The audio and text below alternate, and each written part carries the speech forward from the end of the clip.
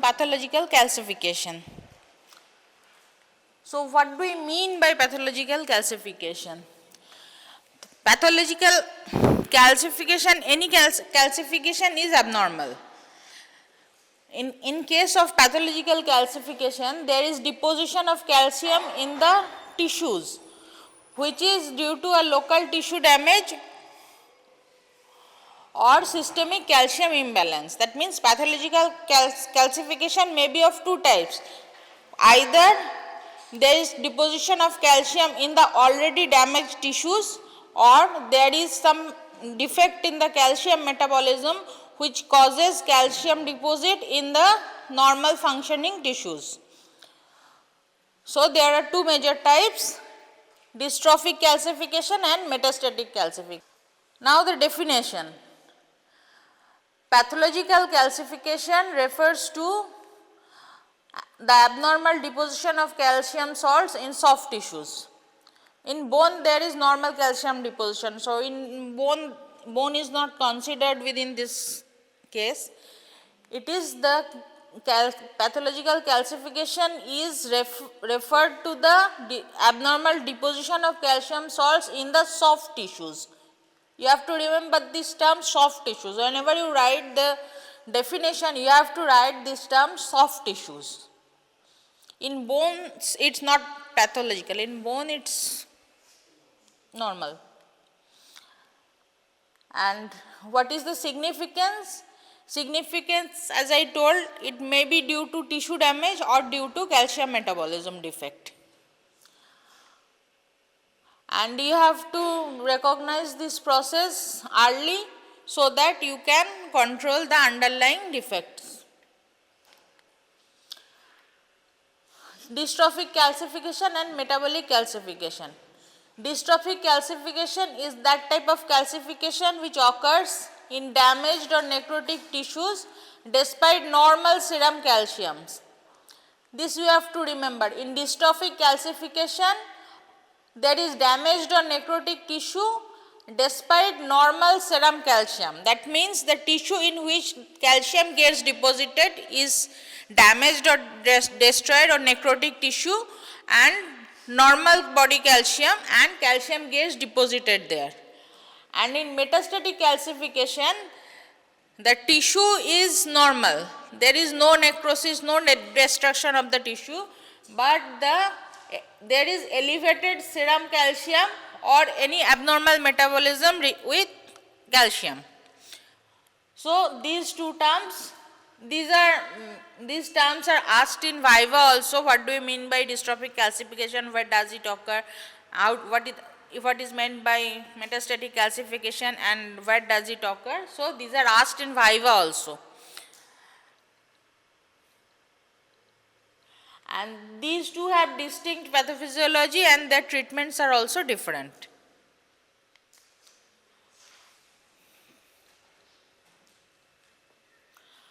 So, what are the results of calcification? Like dystrophic calcification, the most common condition where dystrophic calcification occurs is in the atherosclerotic plaques. Atherosclerosis has not been, classes has been taken on atherosclerosis. Hemodynamics has been started or not? When hemodynamics will start, you will know what atherosclerosis is. It is a type of plaque formation within the arteries. And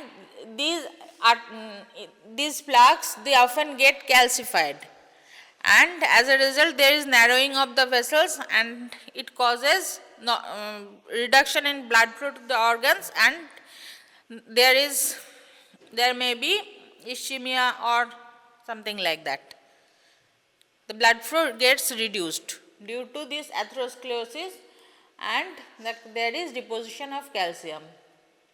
And there are some chronic infections which tend to get calcified in the later stages.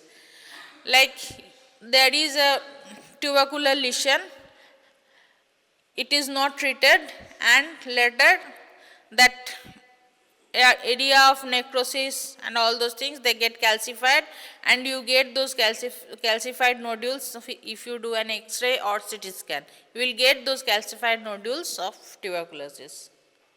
So, what is the mechanism of dystrophic calcification? You see the tissue there, you can see the tissue is not normal. You can't make out the cells. Can you make out the cells? Individual cells? That means the tissue is already necrotic. Here you can make out the cells, you can see the nucleus. But here there is necrosis of the tissue. And in this necrotic region there is deposition of calcium. This blue colored, these are calcium deposits. Okay. And this is the normal part where you can see the normal cells. And this is the necrotic area, and here you can see these depositions. These are called dystrophic calcifications. So, dystrophic calcification occurs due to calcium phosphate deposits in injured or necrotic tissues. This process results from local tissue damage where calcium binds to membrane phospholipids.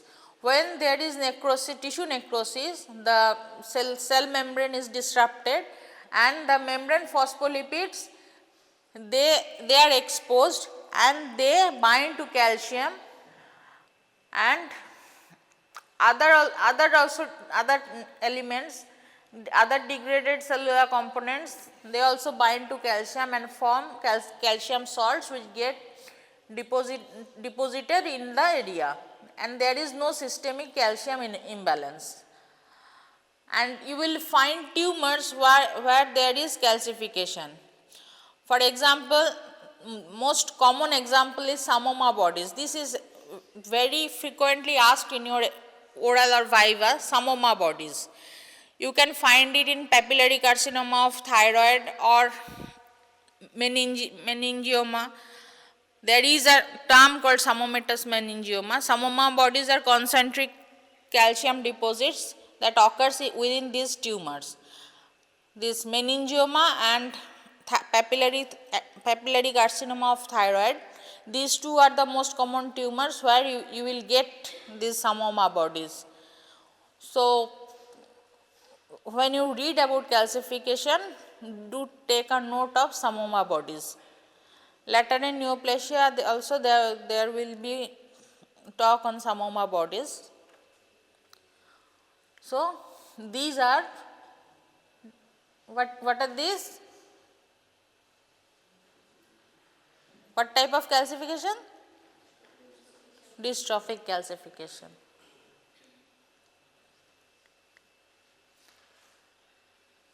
Examples most common is this atherosclerotic plaques, damaged heart valves.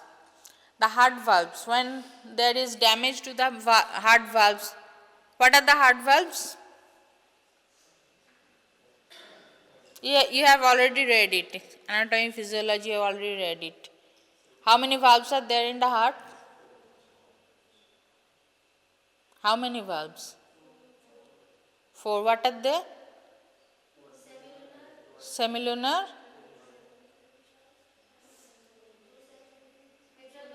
mitral valves, semilunar valves, tricuspid valves, and what? So, you have read about the valvular heart diseases also. They have mentioned, while mentioning the valve, there is also a little damage to this valve that may cause this.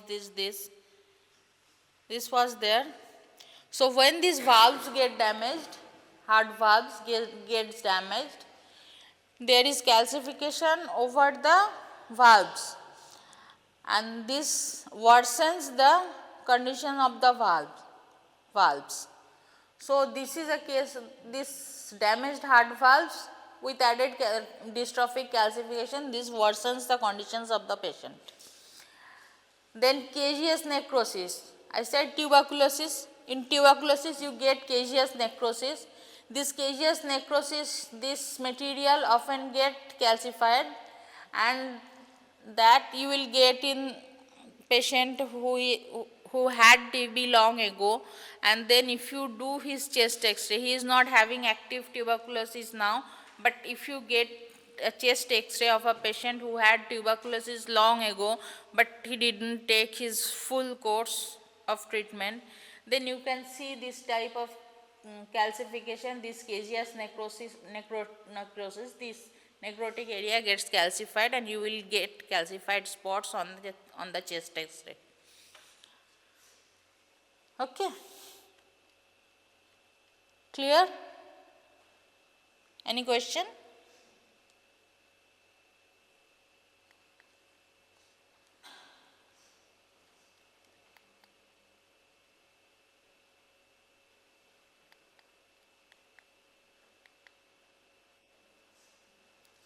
Now, how do you diagnose the dystrophic calcification? You will find normal calcium level. If you do a serum calcium level, you will get it normal. Normal serum calcium level is 9 to 11 milligram per dl. So, this is the normal calcium level. You will get a normal calcium level. And then there are imaging techniques like I told, X-rays, CT scans, ultrasound, they will show you the calcium deposition. And the management is treating the underlying disease. There is nothing you can do, you have to treat the underlying disease, and sometimes there may be necessary steps have to be taken for surgical removal. Surgical intervention may be necessary in some cases. Metastatic calcification. Metastatic calcification is the deposition of calcium salts in otherwise normal healthy in tissues due to hypercalcemia. In metastatic calcification, the defect lies in the calcium metabolism. As a result, there is hypercalcemia. Calcium imbalance is there. There is hypercalcemia due to some causes. I am coming to the causes. And due to this hypercalcemia, the excess calcium gets deposited in the normal tissues. The tissues are not damaged, but due to this hypercalcemia, the calcium gets deposited in the tissues. See, this is absolutely normal tissue. You can't find anything abnormal. The cells are there, everything, but you can see these calcifications. This is a small calcification. This, okay.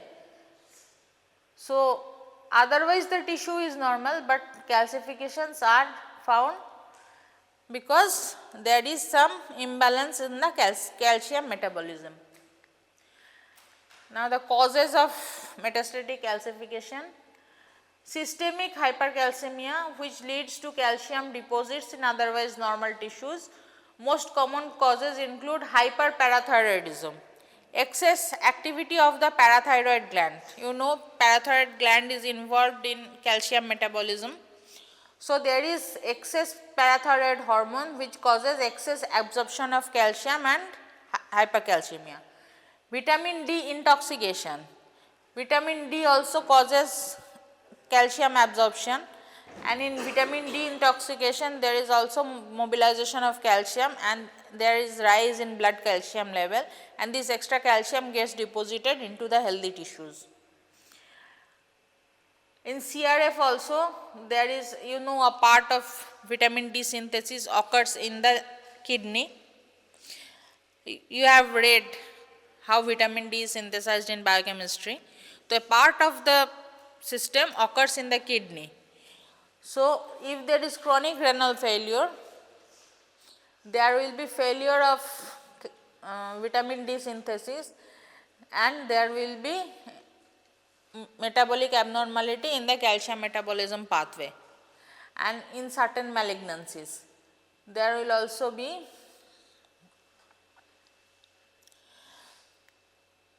like disturbed metabolism of calcium. So, this process occurs in calcium precipitation in soft tissues like most commonly in lungs and kidneys. Okay, lungs and kidneys are the most common sites of metastatic calcification. Typical metastatic calcification, lungs and kidneys are the most common sites. Other sites are gastric mucosa and blood vessels, and the conditions where it occurs are chronic kidney disease and hyperparathyroidism. And these metastatic disease, when they get deposited, when the calcium gets deposited in lungs or kidneys, it causes abnormal function of these organs. So, it has to be detected at the right time. You can easily detect that, you can detect vitamin D level, you can detect parathormone level, you can detect calcium level, and if you have to detect this calcium metabolism abnormality, where it is happening, in which level, and you have to treat the cause.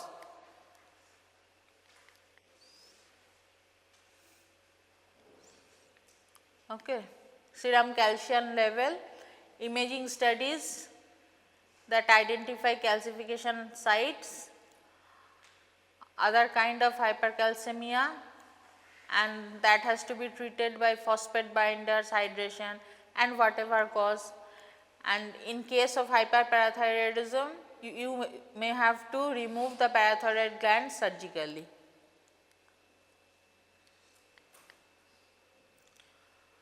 So, this is dystrophic calcification and this is metastatic calcification. Okay. So, what are the main differences? By now we have understood. If you have understood, then you know what are the main differences. The main difference is dystrophic calcification occurs in damaged tissue with normal serum calcium, and metastatic calcification occurs in normal tissue with abnormal calcium metabolism. This is the main thing. In exam, if you can say this thing, that dystrophic calcification occurs in normal tissue, in necrotic tissue or damaged tissue with normal calcium level, and metastatic calcification occurs in normal tissue with abnormal calcium level, then you will get good marks. You have to remember these things. Dystrophic, necrotic tissue, calcification, metastatic, normal tissue, abnormal calcium level. This is the main difference between these two.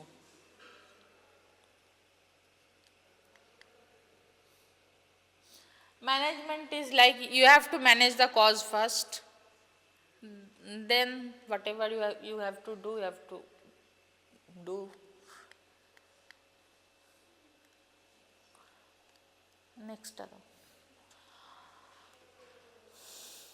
Next topic of discussion is gangrene.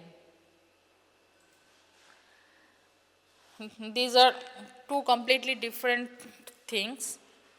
You have read about, your classes were taken about cell injury and cell death, it was all taken.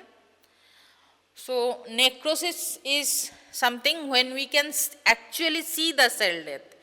If you want to see the cell death, you have to see the under the microscope that these cells are dead cells. You will see the like tombstone like appearance, only the outer structure of the cell is preserved and everything is gone. In case of necrosis, you can see, you know the types of necrosis. So, when you see it visibly, you don't need a microscope to see, you see it visibly, it becomes necrosis. So, it becomes gangrene. So, what is gangrene is the death of body tissues like skin, muscle or internal organs caused by loss of blood supply, infection or both. This is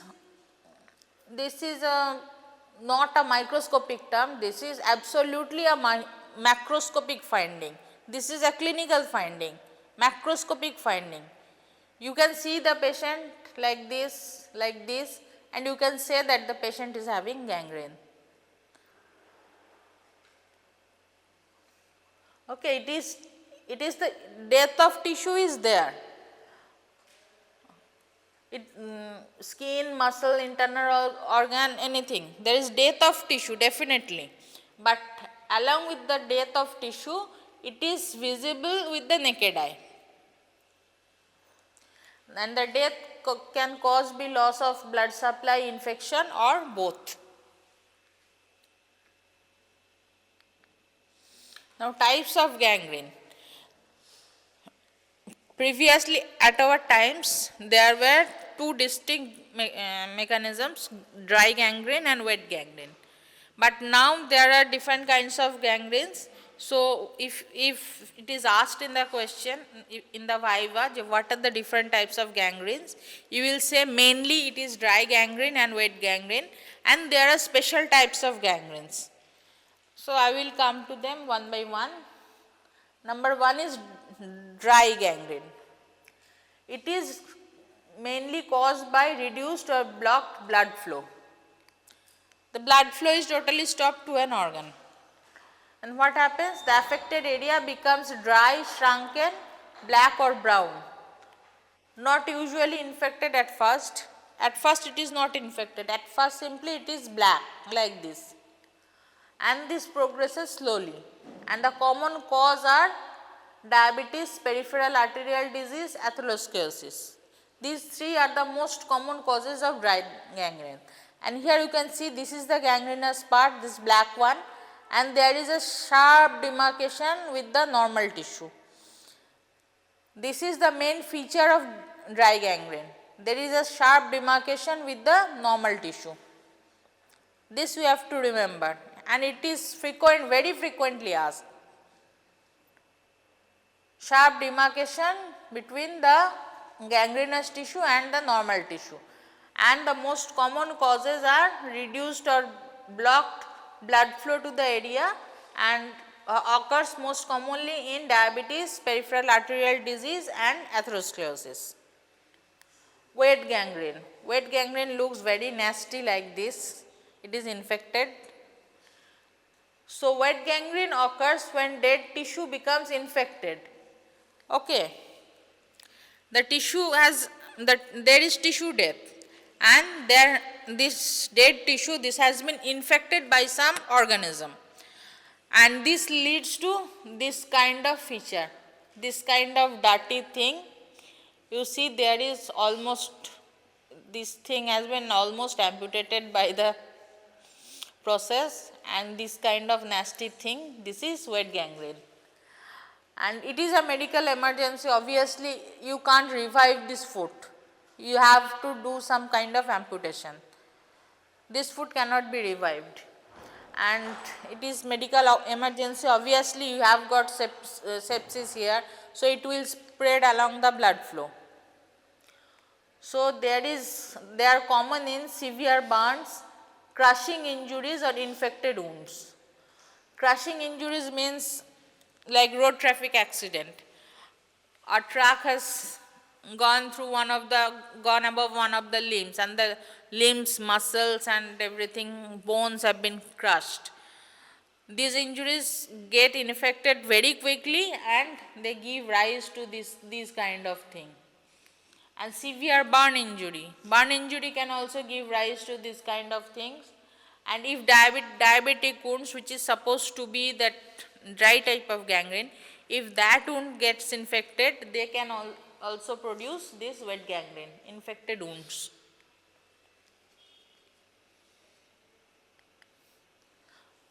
Gas gangrene, it is also a form of wet gangrene, but it is talked about, it has become a separate entity due to some of its unique features. This is caused by Clostridium welchii. Clostridium welchii is an anaerobic bacteria. It reproduces under anaerobic condition. It is an anaerobic bacteria, and while colonizing, it produces gas in the tissues. And the symptoms include severe pain, swelling, crepitus, crackling of gas, and foul smell. Like if some patient is having this gas gangrene, if you put your fingers on the area where the gangrene is present, you will hear the crepitus, like something airy is there, some air pocket is there, and that is making that crepitus, that sound is made. You know that bubble bags, those come with those wrap, those glass things and all those.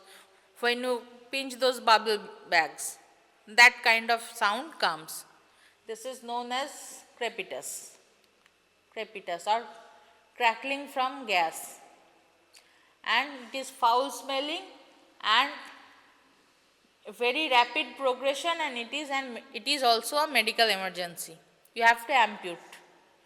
See, the leg is so swollen. You can see the gangrenous areas here, and here if you press, you will be able to hear the crackling sound. And in this case, you can see both the limbs, and you can see the difference between the normal limb and the gangrenous limb. You can see the difference.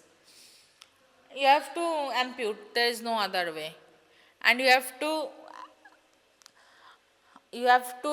administer antibiotics which act against this Clostridium welchii. You also have to put the patient on antibiotics. Then internal gangrene.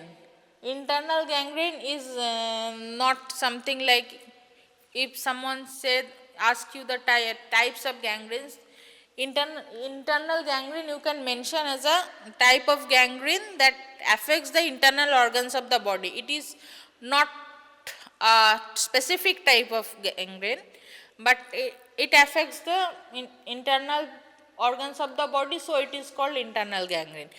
The main types of gangrenes are dry gangrene and wet gangrene. These are the two main types of gangrenes. This internal gangrene, this also may be dry gangrene or wet gangrene. Like gallbladder, intestine, appendix, these are all affected, and they are caused by blocked blood supply to the organ. So this may be, if this gets infected, this will become wet gangrene, and if when this is not infected at first it remains dry gangrene. So this is a type of gangrene, a special type of gangrene affecting the internal organs like gallbladder, intestines and appendix. Fourniers gangrene. It is also a special type of gangrene. Mostly it is wet gangrene. It is type of wet gangrene affecting the genitals or perineum. It is a special type of wet gangrene. You have to know these names and know the features. It comes under wet gangrene.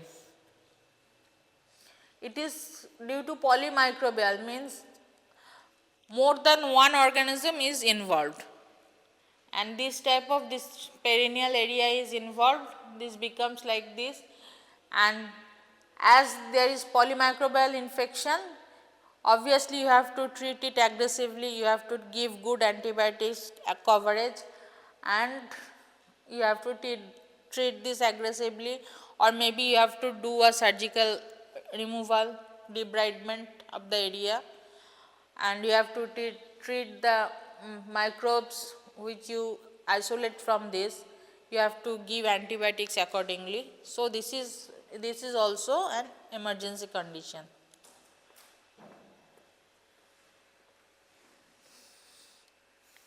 The next is necrotizing fasciitis.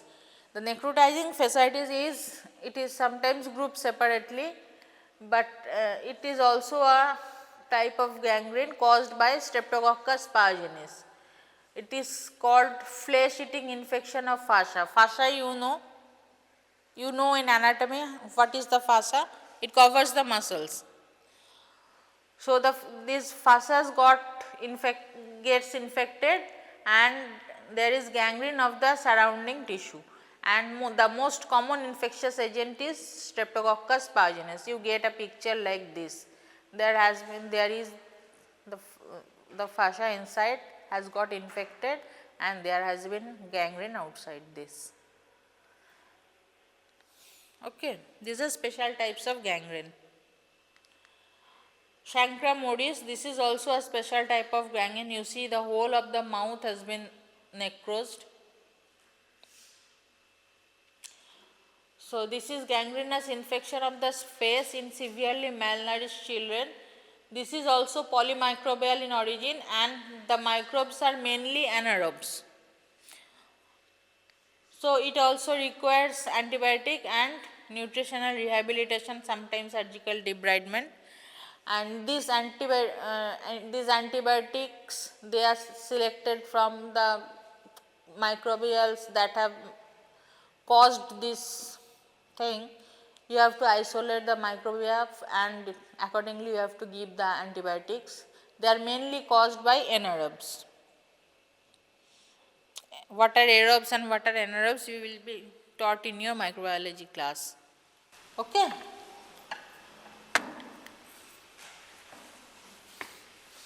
Now these are the gross examples. A diabetic patient with poor circulation develops dry blackened toes. This is dry gangrene.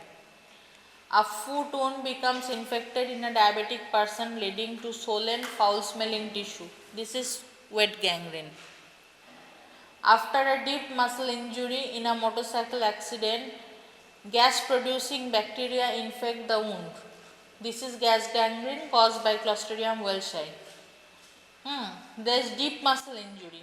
I told in RTI there is usually crushing or deep muscle injury. So that is caused by Clostridium welchii and there is production of gas in the tissue. Strangulation of hernia, strangulated hernia. It cuts the blood supply to a segment of intestine and cause intestinal gangrene. This is internal gangrene. And a man with uncontrolled diabetes develops painful swelling and rapidly spreading infection in the groin, that is Fournier's gangrene. So these are the gross examples. They may be asked like this in the exam. 28-year-old boy was driving a motorcycle and underwent an accident, and while he was brought to the emergency, you got that the patient is having deep muscle injury and there is crepitus and crackling on the wounds.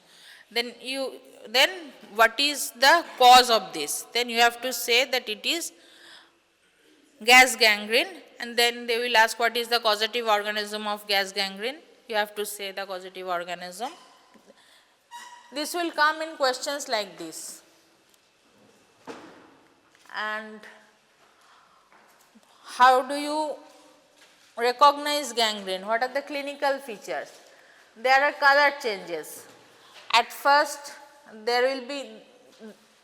it will be pale in color due to lack of blood supply, then subsequently it will turn blue, and then when there is full gangrene, that will be full black in color. There will be loss of sensation in the area because all the nerves present in the area will be damaged. When it gets to wet or gas gangrene, there will be foul smell, and in gas gangrene you will get the crepitus, and in case of ischemia you will find severe pain in the early stage, and if there is infection and this infection spreads to this infection causes systemic infection, I mean if there is sepsis from the wound, then you will get the cardinal features of sepsis like fever, tachycardia, etc. And as per these clinical features, you have to diagnose and treat the patient. And this quick comparison table, this table is very important. You have the type of gangrene, dry, wet and gas. The cause in dry gangrene, there is arterial occlusion. infection is not present, line of demarcation from healthy tissue is clear, the progression of the disease is slow, and there is no smell. Smell is not present. In wet gangrene, there is acute ischemia plus infection. That is the cause. Infection is present, line of demarcation with healthy tissue is poor, the speed of progression is very fast and smell is fast, and you will get the foul smell. And in gas gangrene, it is caused by Clostridium welchii species. There is infection obviously. The line of demarcation between the gangrenous and healthy tissue is poor. The speed is very fast. It progresses very rapidly, and the smell you will also get the very foul smell. As this Clostridia species is anaerobic, you will get this foul smell. So, you have to remember this table. Everything that will be asked from this table. And even this can come in as a short question. What are the differences between dry gangrene and wet gangrene? So, you have to write this table, dry and wet gangrene, dry, wet, you have to mention all this: cause, infection, line of demarcation, speed and smell. You have to write on these points.